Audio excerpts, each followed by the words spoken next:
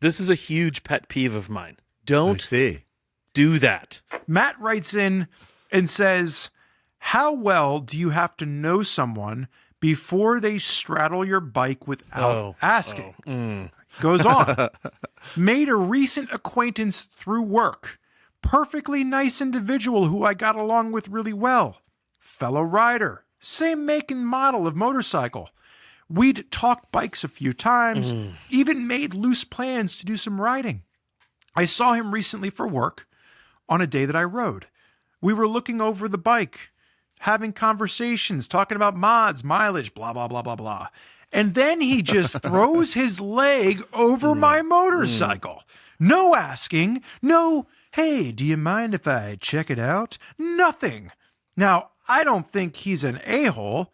In fact, maybe I am. I didn't say anything. I didn't reprimand him. And I didn't even tell him that it bothered me. But I did catch myself thinking, that seems like a little bit much. Perhaps a little overfamiliar. But again, maybe this is me. This is a me issue. What do you guys think? Patrick? Patrick?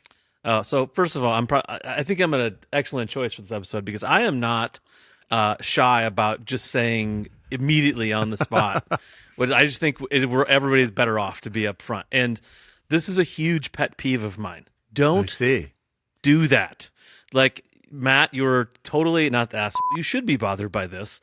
And I still, even my close friends ask before I would touch their motorcycle. So even my best friend, Brady McLean, who I joke around as my life partner, I won't even get on one of Brady's bikes. I'll be like, hey, man, you mind if I do this or that? Would you just walk up and get in somebody's car? That's dude. Could you just go in their house? Unless they invited you into that space? So, don't touch other people's motorcycles. I think it's important to note. So, Brady, who Patrick's talking about, is Brady from Go Fast Don't Die. He owns the Go Fast Don't Die brand. Great brand. If you've not seen their gear, they're really cool. We've done some partnership builds with them in the past.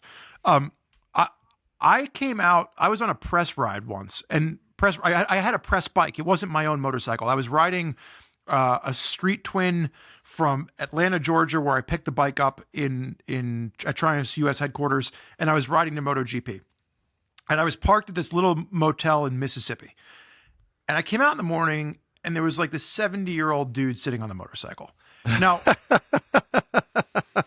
I didn't say anything. I walked up to him. I was like, can I help you? And he goes, I love it.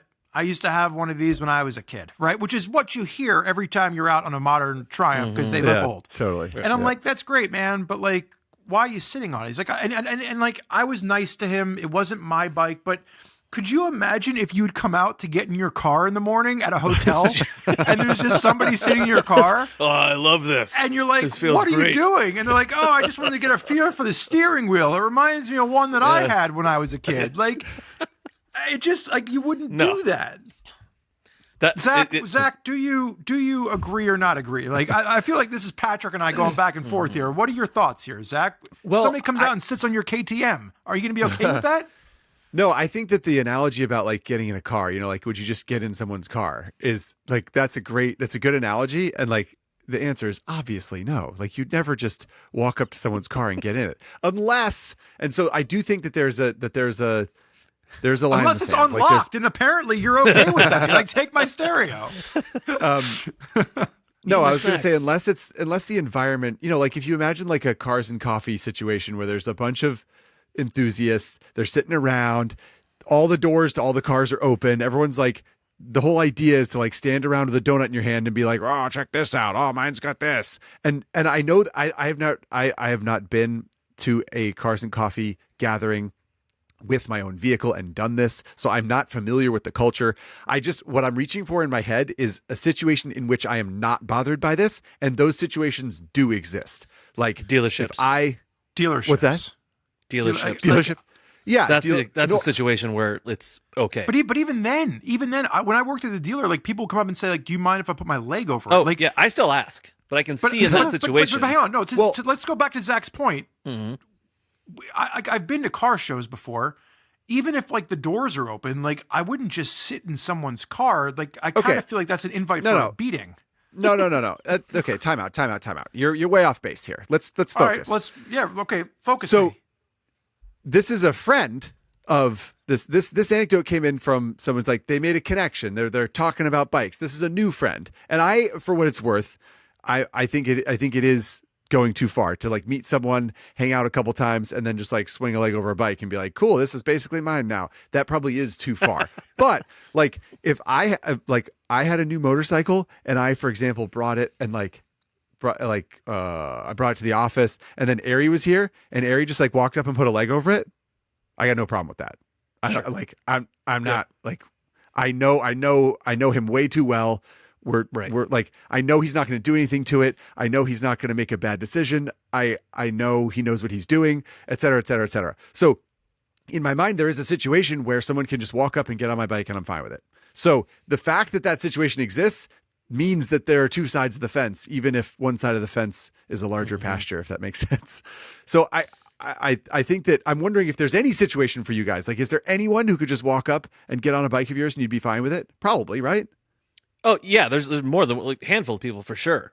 Okay. But I just feel it's probably more of like a courtesy or a respect thing. Like, hey, you mind if I, you know what I mean? Because what goes through my mind, especially if you don't know the person that well, what if they don't put the kickstand back down all the way or something? You get off the bike and it falls over. Yeah. Then what? Then now we're in like this thing. Like, so I agree with you. There are situations, and I was just thinking, like a Get on Adventure Fest. All of our bikes are parked out here, and if one of you guys walked up and like, threw a leg around my bike, it's not going to upset me. So there are situations where that, right. But I personally would just ask, be like, hey, mind if I try this? Mind if I sit on your bike? Yeah. Right. I just want to say, to be clear, I've gone as far as packing up my motorcycle, shipping it to a friend with brand new tires on it, saying, hey, why don't you take it for a ride? That friend produced a video burning the knobbies off of my brand new tires and like pretty much thrashed the bike within a period of a week. I was amazed at how much damage could be done in such a short amount of time.